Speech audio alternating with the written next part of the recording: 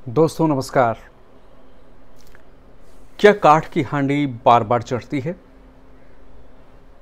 क्या एक ही मुद्दे को घुमा फिरा कर बार बार जनता के सामने पेश कर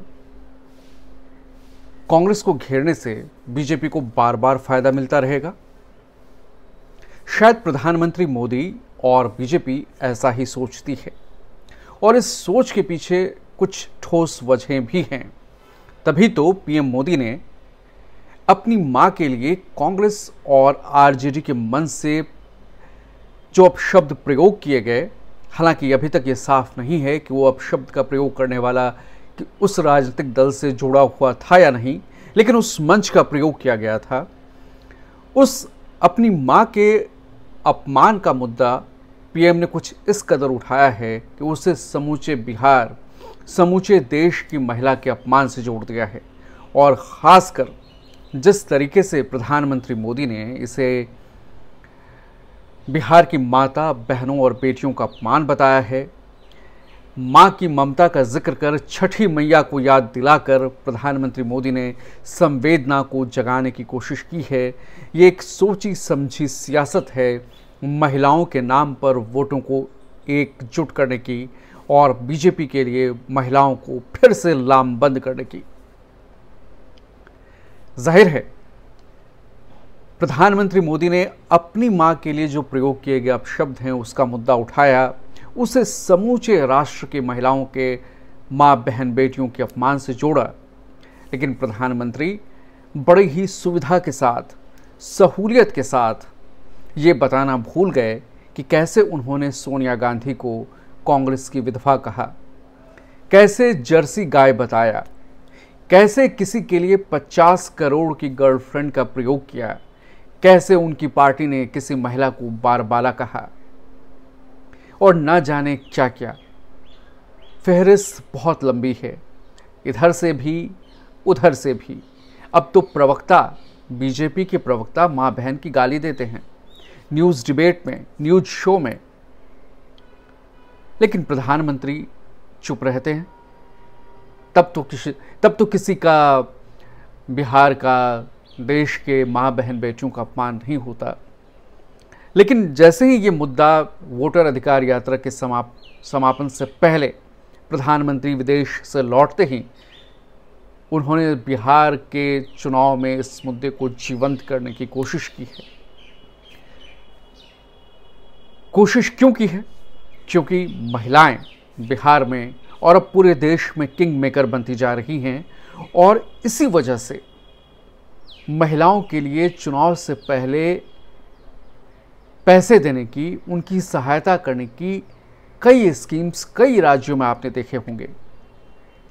बिहार में तो बहुत सारी योजनाएं नीतीश कुमार ने बहुत पहले से लागू की हैं, लेकिन जो ताज़ा तरीन उदाहरण है जिसने गेम चेंज कर दिया है, गेम चेंजर, तो महाराष्ट्र में उसका एक असर माना जा रहा है। महाराष्ट्र में लाड़की बहन योजना पूरा गेम पलट दिया। कांग्रेस वोट चोरी का आरोप लगा रही है, लेकिन कांग्रेस के नेता ये भी मान रहे हैं कि लाड़की बहन योजना ने गेम चेंज किया। मध्य प्रदेश में शिवराज सिंह चौहान की हार लगभग तय थी, लेकिन लाडली बहना योजना ने मामा जी को जिता दिया। अलग बात है कि चुनाव जीतने के बाद मामा जी मुख्यमंत्री नहीं रहे, लेकिन चुनाव तो जीते भाई, अभूतपूर्व बहुमत के साथ जीते। कर्नाटक में कांग्रेस ने गृहलक्ष्मी योजना की शुरुआत की, किसी और राज्य में सुभद्रा योजना की शुरुआत की। बिहार में उसी कड़ी में जब इतनी सारी योजनाएं चल रही हैं, मध्य प्रदेश की आपको मैंने जिक्र किया, महाराष्ट्र का जिक्र किया, कर्नाटक का जिक्र किया और झारखंड अभी चुनाव हुए हैं। हेमंत सोरेन जेल गए, जेल जाने के बाद चुनावी प्रचार में उन्होंने जो दावा फेंका वो मैया सम्मान योजना का था और वो चल गया। हेमंत सोरेन फिर मुख्यमंत्री हैं। यानी महिलाएं किंग मेकर साबित हो रही हैं, ना सिर्फ बिहार में बल्कि पूरे देश में। बिहार में तो एक प्रूवन ट्रैक रिकॉर्ड है, महिलाओं ने एनडीए को, नीतीश को भर भर कर वोट दिए हैं। लेकिन अब जो है कुछ पिछले चुनाव से महिलाओं के वोट का जो प्रतिशत है, जो आंकड़ा है, जो एनडीए को गया है और जो महागठबंधन को गया है, उसमें बहुत ज़्यादा अंतर नहीं रह गया है। यही वजह है कि प्रधानमंत्री मोदी ने नीतीश जिस कार्ड का इस्तेमाल करते हैं उसी कार्ड को बड़ा करते हुए, उसके कैनवास को बड़ा करते हुए, छठी मैया की याद दिलाते हुए, अपनी मां का जिक्र करते हुए, मां के अपमान का जिक्र करते हुए इसे महिला सम्मान से जोड़ दिया है। भले ही प्रधानमंत्री मोदी हैं, वो कहते रहे हैं कि उनकी मां राजनीतिक व्यक्ति नहीं थी, लेकिन ये कहना ज़रूरी है कि उनकी माताजी इस दुनिया में नहीं हैं। जो भी अपशब्द प्रयोग हुए हैं किसी भी महिला के लिए, चाहे वो प्रधानमंत्री की माताजी के लिए हों, किसी ने भी किए हों, वो बेहद गलत है, निंदनीय है और इसकी निंदा होनी चाहिए। लेकिन ये भी उतना ही सत्य है कि भाषा की मर्यादा का स्तर, उसे गिराने में नरेंद्र मोदी जी का भी उतना ही योगदान है, उनकी पार्टी का भी उतना ही योगदान है जितना किसी और दल का। ये नहीं हो सकता कि आप ये कहें कि उसने गलती की, वो उंगली उठाएं उनकी तरफ, लेकिन खुद की गलती को भूल जाए। ये ठीक नहीं होगा। और आपको याद दिला दूं, जब प्रधानमंत्री मोदी ने नोटबंदी किया था तब उनकी मां कैमरों के सामने नोट लेने के लिए लाइन में खड़ी नजर आई थी।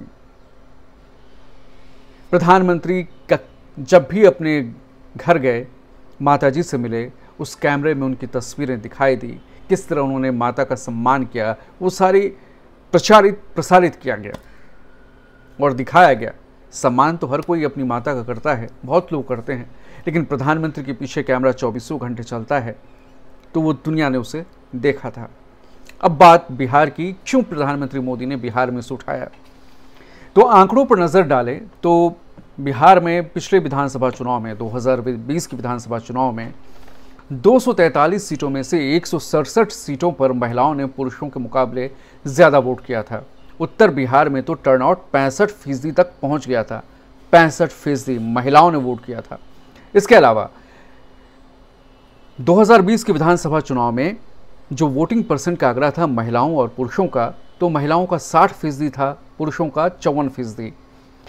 एनडीए के लिए 41% महिलाओं ने एनडीए के पक्ष में वोट डाला, 31% महिलाओं ने कांग्रेस और आरजेडी के पक्ष में वोट डाला।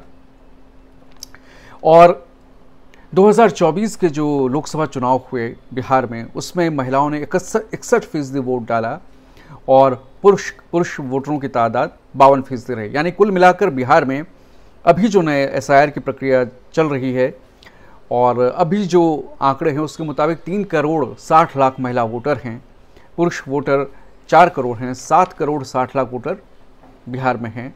और बिहार की किस्मत का फैसला महिलाएं कर रही हैं, क्योंकि महिलाओं ने नीतीश के काम के आधार पर उन्हें एक मुश्त वोट दिया था। और अब प्रधानमंत्री नरेंद्र मोदी ने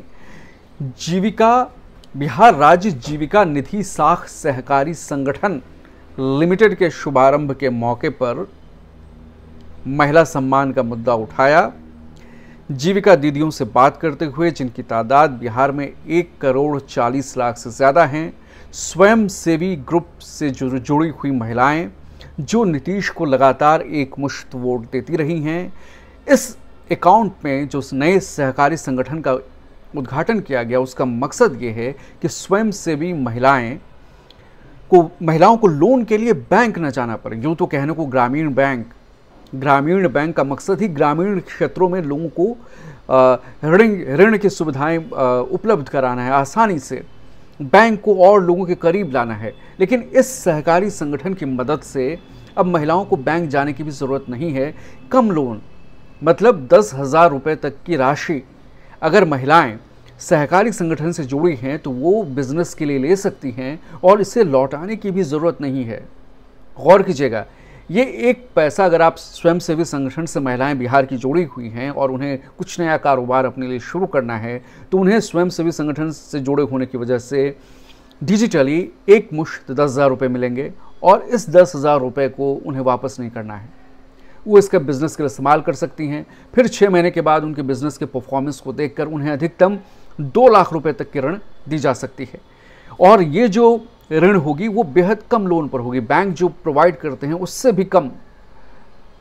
यानी यहाँ एक फ़र्क है कि यहाँ कोई हर महीने आपके अकाउंट पे पैसे नहीं आएंगे। जो लाड़की बहन योजना या गृह लक्ष्मी योजना या मैया सम्मान योजना या लाडली बहना योजना के तहत पैसे, या फिर सुभद्रा योजना, इसमें पैसे आते रहे हैं महीने दर महीने।